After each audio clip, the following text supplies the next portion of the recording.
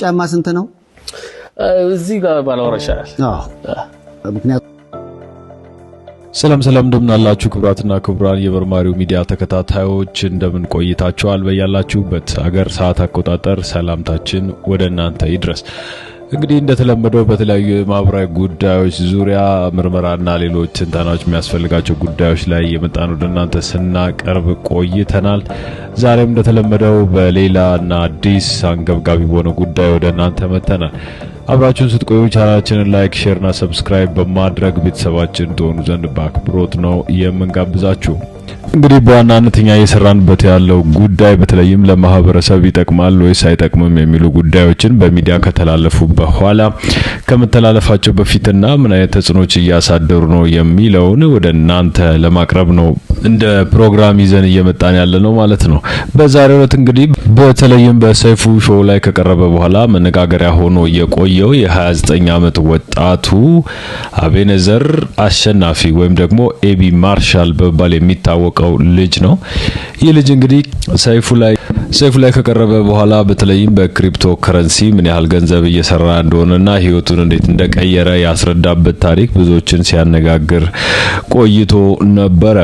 ከዛ በኋላ እንግዲህ ስለ ክሪፕቶ ከረንሲ ብዙ ጉዳዮች ተነሱ። ስለ አስተዳደጉ በአጠቃላይ እንዴት እዚህ ስኬት ላይ ሊደርስ እንደቻለ ስላለው ንብረትና አጠቃላይ ሰይፉ ሾው ላይ ለመቅረብ ያሰበበትን አላማ እንዲሁም ደግሞ ወደፊት ወጣቶችን እየመለመለና ወደዚህ ህይወት እንዲገቡ ትሬደር እንዲሆኑ እየሰራ እንዳለም ገልጾ ተናገረ። ከዛ በኋላ እንግዲህ ብዙ ሰዎች ጥያቄ ማንሳት ጀመሩ። በእርግጥ አብዛኞቹ ስለሚያንቀሳቅሰው የገንዘብ መጠንና አጠቃላይ ካፒታሉ ብዙዎቹ መነጋገር ጀመሩ። ከዛ እሱ በቲክቶክም ላይ አክቲቭ እንደሆነና ሰዎችን እየመለመለ ወደዚህ ቢዝነስ ለማስገባት እየሞከረ እንዳለ ለሰይፉ ተናገረ። ከዛም በተለይም ደግሞ 10 ልጆችን መርጦ ዱባይ ወስዶ ያኖረ ስለ አጠቃላይ የቢዝነስ ስራው ትሬኒንግ እየሰጠና ሌሎች እርዳታዎችን መነሻ ካፒታልን ጨምሮ ያደረገ ለሰዎች እድገት ለመስራት እንደቆረጠ ለሰይፉ ፋንታውን ሲነግረው ይሰማል። እንግዲህ ያንን ሲናገር አብዛኛው ሰው ሰምቶታል። የጎዳና ተዳዳሪ ነበርኩ፣ አሁን በጋርድ የምንቀሳቀስ ባህር ዳርቻ ላይ ቤቴን ያደረኩ የ29 ዓመት ወጣት ነኝ ሲል ይናገራል። ይህ ሰው እንግዲህ ስለ አጠቃላይ ካፒታሉም ሲናገር ተሰምቷል። በብዛት የሚጠቀመው የመኪና አይነት፣ የሚያሳልፈው ህይወትና አጠቃላይ የሚያረጋቸውን ነገሮች በጠቅላላ በተለይ ዱባይ ላይ ቅንጡ የሆነ ህይወትን እየመራ እንዳለ፣ ቤቶች እንደሚገዛ፣ መኪና ቀይሮ እንደሚይዝ ብዙዎቹ ሲናገሩ ነበር። ከዛ በኋላ እንግዲህ ብዙዎቹ ጥያቄ ማንሳት ጀመሩ። በእውነት ስለ ትሬዲንግ ይሄን ያህል ዕውቀት ያለው ኢትዮጵያ ውስጥ የለም ወይ? በዚህ ደረጃ ሀብታም ይኮናሉ የሚሉ ጥያቄዎች መጥተዋል። በእርግጥ በዚህ ደረጃ ሀብታም መሆን ይቻላል። ነገር ግን እሱ ላይ የተነሱ ጥያቄዎች ምንድናቸው? ከዚህ በፊት ከሱ ጋር ለመስራት የሞከሩ ልጆች የደረሰባቸውን ጉዳይ ይዘው መምጣት ጀመሩ። የሚያነሷቸው ጉዳዮች ብዙ ናቸው። አንደኛ በሱ በኩል ሰዎች ሲገቡ እሱ የሚሰራበት የክሪፕቶ ከረንሲ ብሮከሮች ምን ያህል ለሱ በኮሚሽን መልኩ እንደሚያስቡለት፣ በኮሚሽን የሚያስቡለት የገንዘብ መጠን፣ ከዛላ እሱ የሚያስገባው ገንዘብ እንዳጠቃላይ በፌክ በሆነ መልኩ አካውንቴ ላይ እየጨመረ ይመጣል ይላል። ከዛ በኋላ ግን መልሶ ሲጠፋ አይዋለው ሲል ይናገራልና ይሄን ስጠይቀው ጠንክረ መስራት አለብህ እያለ ሁሌ ይናገረኛል ይላልና ሌላ አንድ ሰው ደግሞ በሱ ዙሪያ አስተያየት ይዞ የመጣ አንድ ሰው ነበር። ብዙ የክሪፕቶ ከረንሲ ሰሪ ድርጅቶች ወይም አቋማሪ የሚባሉት ወይም እነዚህ ብሮከሮች ሰዎችን ከፊት ያስቀምጡና በአንተ ስር ያሉ ሰዎችን እኛ ጋር ካስገባቸው ይሄን ያህል ገንዘብ እንሰጣለን በሚል ይነጋገራሉ አሉና እሱ እንደዚህ አይነት ስራዎችን በሚሰራ ጊዜ በሱ ሜምበርሺፕ ውስጥ የሚገቡ ሰዎች በጠቅላላ ወደሱ ጥቅምነት እንዲቀየሩ ያደርጋቸዋል ነው። ይሄን ጫማ ኦንላይን የገዛው?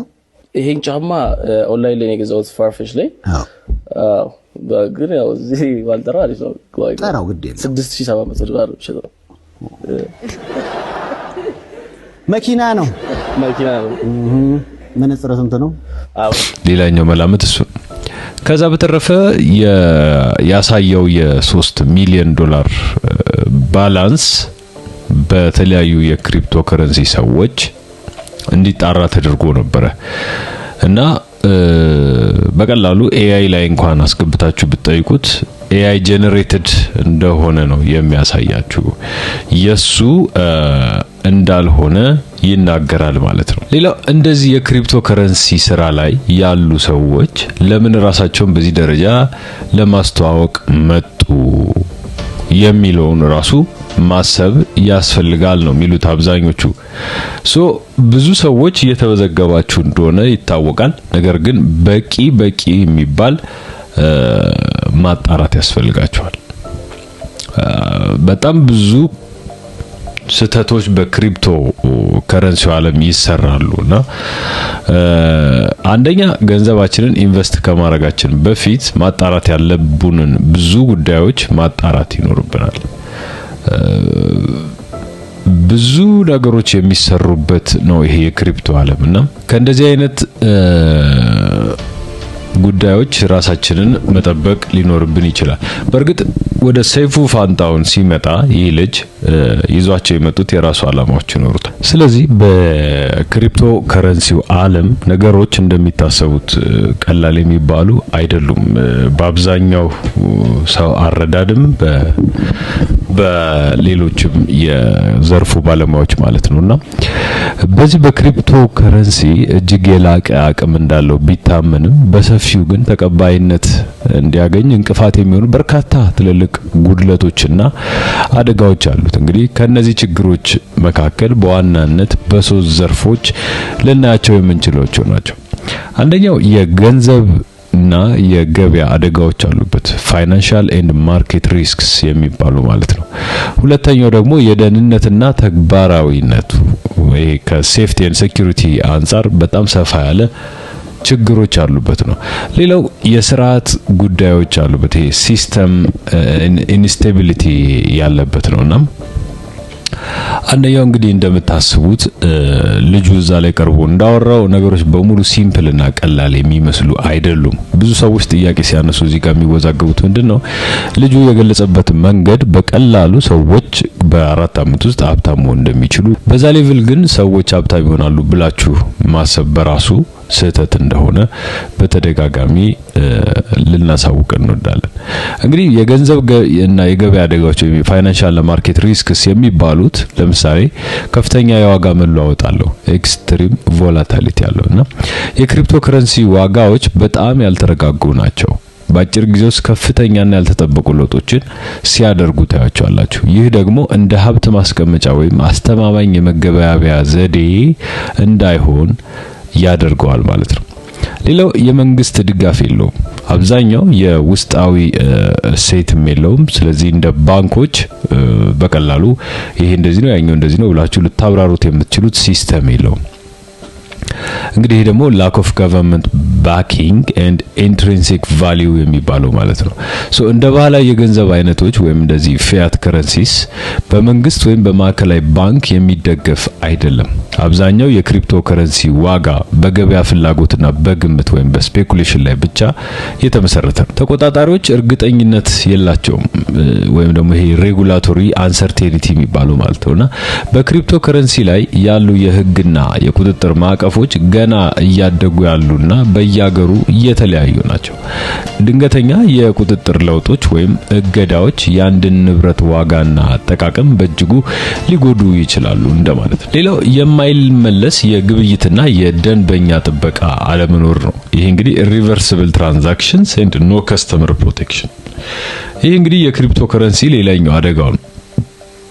የክሪፕቶ ከረንሲ ግብይቶች ከተረጋገጡ በኋላ ወይም ከአንድ ሰው ወደ ሌላኛው ከሄዱ በኋላ የመጨረሻ ናቸው። ልትመልሷቸው አትችሉም። አንዴ ሴንድ ካረጋችሁት አደረጋችሁት ነው። ገንዘብን ወደ ተሳሳተ አድራሻ ከላኩ፣ የማጭበርበር ሰለባም ከሆኑ ወይም ከሻጭ ጋር ክርክር ከገቡ ገንዘቡን መልሶ ለማግኘት ጣልቃ የሚገባ ማዕከላዊ አካል ልክ እንደ ባንክ ማለት ነው የለውም። ስለዚህ ከሄደ ሄደ ነው ማለት ነው። ሌላው የደህንነትና ተግባራዊ ችግሮች ናቸው። ሴኩሪቲ ኤንድ ፕራክቲካል ቻሌንጅስ የሚባሉት ማለት ነው። የደህንነትና የጠለፋ አደጋዎች ወይም ደግሞ ይሄ ሴኩሪቲ ኤንድ ሃኪንግ ሪስክም ያሉበት ነው። ምንም እንኳን መሰረታዊ የብሎክቼን ቴክኖሎጂ ወይም ብሎክቼን ቴክኖሎጂ የሚባለው እንግዲህ ደህንነቱ የተጠበቀ ቢሆንም ሰዎች ክሪፕቶ የሚያስቀምጡባቸው የልውውጥ ጣቢያዎች ወይም ኤክስቼንጅ ወይም እና ዲጂታል የኪስ ቦርሳዎች ይባላሉ። እንግዲህ እንደምታውቋቸው ዲጂታል ዋሌት ለጠለፋ የተዘጋጁ ናቸው። በዚህም ምክንያት በቢሊዮኖች የሚቆጠር ዶላር ጥፍት ብሎ ቀርቷል ማለት ነው። ሌላው የግል ቁልፎች ወይም ፕራይቬት ኪስ የሚባሉ አሉ። እነዚህ ተጠቃሚዎች ወደ ገንዘባቸው የሚወስዱትን የግል ቁልፎች ወይም ፕራይቬት ኪስ በራሳቸው የመጠበቅ ሙሉ ኃላፊነት አለባቸው። አንድ ተጠቃሚ የግል ቁልፉን ከረሳ ወይም ከጠፋበት ክሪፕቶ ከረንሲው ሙሉ በሙሉ ይጠፋበታል እና ምንም የማገገሚያ መንገድ እንኳን አይኖረውም ማለት ነው። ሌላው ውስብስብነት ነው። ለሌላውም ሰው በጣም በቀላሉ የሚገቡ አይደሉም። ኢትስ ኮምፕሌክስ። ክሪፕቶ ከረንሲን የመግዛት የመሸጥና ደህንነቱ የተጠበቀ መንገድ የማስተዳደር ሂደት ለአዲስ ተጠቃሚዎች የተወሳሰበና ግራ የሚያጋባ ነው። ይደው በቀላሉ ተቀባይነት እንዳያገኝ ያደርገዋል ማለት ነው። ውስን ተቀባይነትና ሊሚትድ አክሰፕተንስ እንግዲህ የተወዳጅነቱ እያደገ የመጣው ክሪፕቶ ከረንሲ ለአብዛኛው የዕለት ተዕለት እቃዎችና አገልግሎቶች እንደ ክፍያ ዘዴ በስፋት ተቀባይነትን ግን ሊያገኝ አልቻለም። እንደነገርኳችሁ ይሄ ያልሆነበት ዋናው ምክንያት ደግሞ ሊሚትድ አክሰፕታንስ ስላለው ነው። ተቀባይነቱ በጣም የወረደ ነው። ያ የሆነበት ዋናው ምክንያት ደግሞ ኮምፕሌክስ ስለሆነ ማለት ነው። ውስብስብነቱ ከዕለት ወደ ዕለት እየጨመረ ለማንኛውም ሰው በቀላሉ የሚገባ አልሆን ስላለ ማለት ነው። ሌላው የስርዓትና ማህበራዊ ጉዳዮች ናቸው። ሲስተሚክ ኤንድ ሶሳይታል ኢሹስ የሚባሉት ማለት ነው። የአቅም ገደብ አለው። ይሄ ስኬሌቢሊቲ ኢሹስ የሚባለው ማለት ነው። እንደ ቢትኮይን ያሉ ትልልቅ የብሎክቼን መረቦች ውስን የመሸከም አቅም ነው ያላቸው። ይህም ደግሞ ከፍተኛ የኔትወርክ መጨናነቅ በሚኖርበት ጊዜ የግብይት ፍጥነት እንዲቀንስና ክፍያዎች እንዲጨምሩ ያደርጋል ማለት ነው። ይህም ለአነስተኛ ግብይቶች ተግባራዊ እንዳይሆኑ ያደርጋቸዋል ማለት ነው። ሌላው ኢንቫይሮንመንታል ኮንሰርንስ ናቸው። ፕሩፍ ኦፍ ወርክ የተባለውን የማረጋገጫ ዘዴ የሚጠቀሙ ክሪፕቶ ከረንሲዎች እንደ ቢትኮይን ለማዕድን ማውጣት ማይኒንግ እጅግ በጣም ብዙ የኮምፒውተር ኃይል ስለሚፈልጉ ከፍተኛ መጠን ያለው ኤሌክትሪክ ይጠቀማሉ። ይሄ ደግሞ ምን ይዞ ይመጣል? ኢንቫይሮንመንታል ኮንሰርን ይዞ ይመጣል ማለት ነው። ከቅርብ ጊዜ ወዲህ እንግዲህ አብዛኞቻችሁ እንደምታስታውሱት ኢትዮጵያ ውስጥ እነዚህ ድርጅቶች ገብተዋል። ማይኒንግ ይሰራሉ፣ ክሪፕቶ ማይኒንግ ማለት ነው። ምክንያቱም የኢትዮጵያ ኤሌክትሪክ ኃይል በስፋት እና በርካሽ የምናገኝበት ሀገር ስለሆነ በሚል ኢትዮጵያ ውስጥ ከገቡ የሰነበቱ ናቸው። ሌላው ለህገወጥ ተግባራት የመጋለጥ እድሉ በጣም ሰፊ ነው። ፖቴንሻል ፎር ኢሊጋል አክቲቪቲስ የሚባለው ማለት ነው። ግብይቶች በተወሰነ ደረጃ ስም አልባ በመሆናቸው ክሪፕቶ ከረንሲ ለገንዘብ ማጭበርበርና ለሌሎች ህገወጥ የገንዘብ ዝውውሮች ምቹ መሳሪያ ሆኗል ማለት ነው። ማጭበርበርና ይሄ ስካም ኤንድ ፍራውድ ግልጽ የሆነ የቁጥጥር እጦትና የገበያው ከፍተኛ ግምታዊ ባህሪው ለተለያዩ የማጭበርበሮች ወይም እንደ ፖንዚ ስኪሞችና የማስገር ሙከራዎች መፈልፈያ ቦታ እንዲሆን አድርጎታል ማለት ነው። እና ይሄ ሁሉ ቻሌንጅ በዚህ በክሪፕቶ ከረንሲው ውስጥ አለ። ብዙዎች ለእንደዚህ አይነት ስካሚንግ የተጋለጡ ናቸው። ይሄ ምንም የሚያጠራጥር አይደለም። ኤቢ ማርሻል እንግዲህ ከዚህ በኋላ ነው ወደ ሰይፉ ሾው መጥቶ ስለ ክሪፕቶ ከረንሲ የተናገረው ማለት ነው። ምናልባት የሄደበት ርቀት ራሱን ለመሄድ ለማሳየት የገለጸበት መንገድ ትክክል ሊሆን ይችላል፣ ደግሞ ላይሆንም ይችላል። እንግዲህ ጥያቄዎች መነሳት የጀመሩት ለዚህ ነው። አንዳንዶቹ በእውቀት ነው ጥያቄዎችን እያነሱ ያሉት፣ አንዳንዶቹ ደግሞ ጀስም ብለውም እያነሱ ያሉ አሉ። ግን ኤቢ ማርሻል ማን ነው? በእውነት ይዞት የመጣው መረጃ ትክክል ነው ወይ? መኪኖቹን በዛ ደረጃ ማሳየቱ፣ ቤቱን ማሳየቱ ታማኝ እንዲሆን ያደርገዋል ወይ ነው። በመላምት ደረጃ አንድ ሰው የሚያቀርበው ምንድነው? ይህ ሰው የብሮከሮች ዋነኛ ኤጀንት ነው። ብሮከር ማለት እንግዲህ ክሪፕቶ የሚነግዱት ኤጀንቶች እንደማለት ነው። የነሱ ሌላ ኤጀንት ነው። ይሄ ሰው ትርፍ አተረፈም አላተረፈም ከነሱ የሚቀበለው ገንዘብ አለ። እነሱ ደግሞ ይህን ገንዘብ የሚከፍሉት በሱ ምክንያት ለሚያስገቧቸው አባላት እንደ ካሳ ነው። ስለዚህ እሱ ይሄንን በሰፊው እየሰራበት ይገኛል። ብዙ ሰዎችን ወደዛ ብሮከር እንዲያስገባና በምላሹም ገንዘብ እንዲያገኝ ያደርጉታል ነው። ለምሳሌ እንደ ምሳሌ ሲያቀርብ $1000 በሱ ሰበብ የገባ ሰው ለዛ ብሮከር ቢከፍል ይሄ $1000 ያስገባው ሰውዬ ቢከስር ለነ ኤቢ ማርሻል ላሉ ኤጀንቶች እስከ $400 ይከፍላሉ። 40% ማለት ነው። 40%ን በአንተ ምክንያት ለገባ ሰው ከከሰረ 40%ን እንሰጣለን፣ ካተረፈ ግን 10% እንሰጣለን በሚል ተነጋግረው የገቡበት ቢዝነስ እንጂ በፍጹም በዛ ደረጃ አትራፊ ሆነና እዚህ የደረሰ ልጅ አይደለም። ስለዚህ የአገሬ ወጣቶች ተጠንቀቁ ሲል ተናግሯል ማለት ነው። እንግዲህ ይሄን ሐሳብ የሚደግፍ አንድ ሌላ የሻሸመኔ ልጅ መጥቶ ነበር።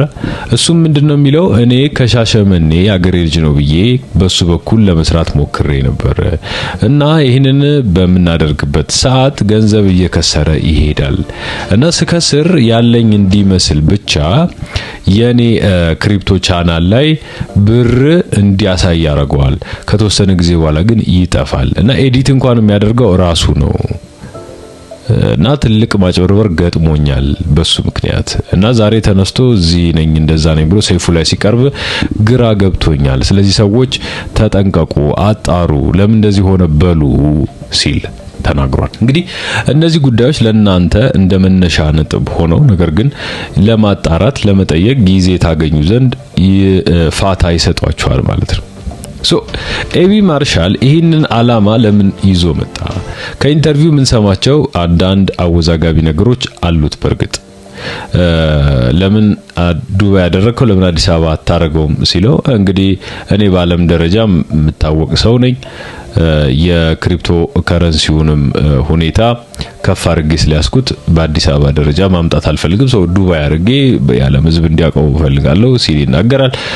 ከዛ በተረፈ ሌሎችን ጥያቄዎች በአወዛጋቢነት ያለፋቸው ጥያቄዎች አሉ።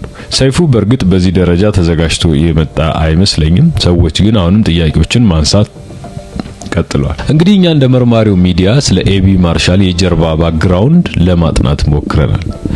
ኤቢ ማርሻል እንግዲህ በአሁኑ ጊዜ በብዛት የሚታወቀው ያው ኤቢ ማርሻል በሚለው ነው። ቅጽል ስሙም እሱ ነው። በዱባይ የሚገኝ ስኬታማ የኢትዮጵያ የፎሬክስ ወይም የውጭ ምንዛሬና የክሪፕቶ ዲጂታል ገንዘብ ነጋዴ ነው። ይህ ሰው እንግዲህ የንግድ ጉዞውን ስልቶቹና ያኗኗር ዘይቤውን በዋናነት በዩቲዩብ ቪዲዮዎችና በንግድ አማካኝነት ያካፍላል። በአብዛኛው በአማርኛ የፎሬክስ ትሬዲንግ ወይም ደግሞ የንግድ ሙሉ ኮርሶችን ጨምሮ ይዘቶችን እያቀረበ የሚገኝ ሰው ነው። ከቅርብ ጊዜ ወዲህ ከትንንሽ ገንዘብ ተነስቶ በዱባይ ባለ አንድ መኝታ ቤት ባለቤት ለመሆን ያለውን ትልቅ ፈተና ለመወጣት መጀመሩንም ይፋ አድርጓል። ይሄ እንግዲህ የቅርብ ጊዜ እንቅስቃሴ ነው። በሰሞኑ ቻሌንጅ ሲል የጀመረው ማለት ነውና ትንሽ ገንዘብ ኢንቨስት አደርግላችኋለሁ ከዛ በኋላ ባለ አንድ መኝታ ዱባይ ላይ ገዝታችሁ ሳይቀር ራሳችሁን ስትችሉ ብቻ ከኔ ጋር እንለያያለን ሲል የተናገረው ነው። መጀመሪያ ይህ ሰው እንግዲህ የተወለደው ከሻሸመኔ ከተማ ነው። እሱን አብዛኞቻችን የምናውቀው ነው። እንግዲህ ኤቢ ማርሻል ይሄን ይመስላል አጠቃላይ እንቅስቃሴው። በተለያዩ የሱም ባይብሎግራፊ በሚከታተሉ ሰዎች የቀረበው ምንድነው የክሪፕቶ ከረንሲ ትሬዲንግ ላይ የተሰማራ ባለ አንድ መኝታ ቤት ዱባይ ላይ ያለው እና በዚህ አይነት ዙሪያዎች በሶሻል ሚዲያ በተለይ ዩቲዩብና ቲክቶክን ተጠቅሞ ራሱን ለህዝብ እያስተዋወቀ ያለ ሰው ነው። ከዛ የተረፈ ዝርዝር መረጃ ስለሱ ማግኘት አይቻልም። የሆነበት ዋነኛው ምክንያት እሱ እንደሚለው በዛ ደረጃ ራሱን ታዋቂ ካደረገ ዓለም ላይ ሰዎች ስለሱ የሚነጋገሩ ከሆነ ዝርዝር መረጃው ስለ ኤቢ ማርሻል መገኘት ነበረባቸው። ሌላው ለምን በዚህ ደረጃ መጥቶ ይሄ ያለኝ ለራሱን ፕሮሞት ያደረገበት መንገድ በራሱ አግባብ ነው ብለን አናስብም። ከጀርባ ያሉ ያሉ አላማዎች ካሉ እንደተነገረው እንግዲህ የብሮከሮች ኤጀንት ከሆነና ብዙ ሰዎችን በሱ ለውጥ በሱ የገንዘብ የማግኘት መጠን አጓጉቶ ወደዚህ ነገር ውስጥ የሚከታቸው ከሆነ ትልቅ የሚባል ኪሳራን ሰዎች ላይ ሊያደርስ ይችላል ማለት ነው። ስለዚህ መጠንቀቅ የሚያስፈልግበት ጉዳይ ሊሆን ይችላል ብለን ነው እኛ የምናምነው። እንግዲህ እንዳጠቃላይ በእነዚህ ፕሮግራሞች ራሳችሁን ኢንቨስት ከማድረግ በፊት ገንዘባችሁን ሰብስባችሁ በኤቢ ማርሻል በኩል ነገሮችን ለማስፈጸም ይረዳናል ብላችሁ ገንዘባችሁን ከማውጣታችሁ በፊት ስለሱ ስለ አሰራሩ ስለ አጠቃላይ ሂደቱ ማጣራት የሚጠበቅባችሁን በጠቅላላ ማጣራት ይኖርባቸዋል ማለት ነው። በእርግጥ ሰይፉ ፋንታሁን እንደዚህ አይነት ኃላፊነት ወስዶ ወደ ህዝብ ሲያቀርብ በቂ የሆነ ጥናት አድርጓል ብለን እናስባለን። ምናልባት ያላገኛቸው ብዙ ነገሮች ሊኖሩ ይችላሉ፣ ግን ይሄ ትልቅ የሚባል የህዝብን የሚነካ ወጣቶችን በተለይ የሚያማልል ጉዳይ እንደመሆኑ መጠን ጥንቃቄ ተሞልቶ ጥናት ተሰርቶ ነው መቅረብ ያለበት እንጂ ዝም ብሎ ተነስቶ ሊቀርብ አይችልም። አንደኛ ሰይፉም እዛ አካባቢ ነገሮችን አድርጎ ካልሆነ እንደገና የማጣራት ስራውን ሊያደርግ ይገባል። ከዛ በተረፈ ግን ሌሎች ተጠቃሚዎቹ ወጣቶቹ ፎከስ አድርገው ምን ተፈጠረ እንዴት ነበር የሚለውን በደንብ የመስራትና የማስላት ሂደት ውስጥ እንድትገቡ እንመክራለን ማለት ነው። እንግዲህ በክሪፕቶ ከረንሲ በዚህ ቢዝነስ ውስጥ ማለት ነው ኢትዮጵያ ውስጥ ብዙ የሚሰሩ ወጣቶች አሉ። ማን ናቸው ፕሮሚነንቶቹ የሚለው ካልሆነ በስተቀር ማለት ነው። እነዚህ ሰዎች ራሳቸውን ደብቀው ነው እስካሁን ያሉት፣ መውጣትም አልፈለጉም። እነዚህ ሰዎች እንደዚህ እያሉ ለምን ኤቢ ማርሻሉ መጣ? ለምን ከሰይፉ ጋርስ ተነጋግሮ ወደዚህ ጉዳይ ሊገባ ቻለ የሚለው እጅግ አጠያቂ ያደርገዋል ማለት ነው።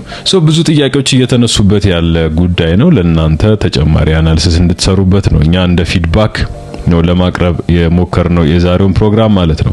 እንግዲህ ክቡራትና ክቡራን አብራችሁን ስለነበራችሁ እያመሰገንን እንደዚህ አይነት ቲፖች የምርመራ ጉዳዮች ሲገጥሟችሁ ለመመርመር ዝግጁዎች ነን። አብራችሁን እንድትሆኑ በአክብሮት ነው የምንጋብዘው። ቻናላችንን ላይክ፣ ሼር እና ሰብስክራይብ በማድረግ አጋራችን ቤተሰባችን ሆኑ። ለዛሬው አበቃን። በያላችሁበት ሰናይ ጊዜ ይሁንላችሁ። ባይ ባይ።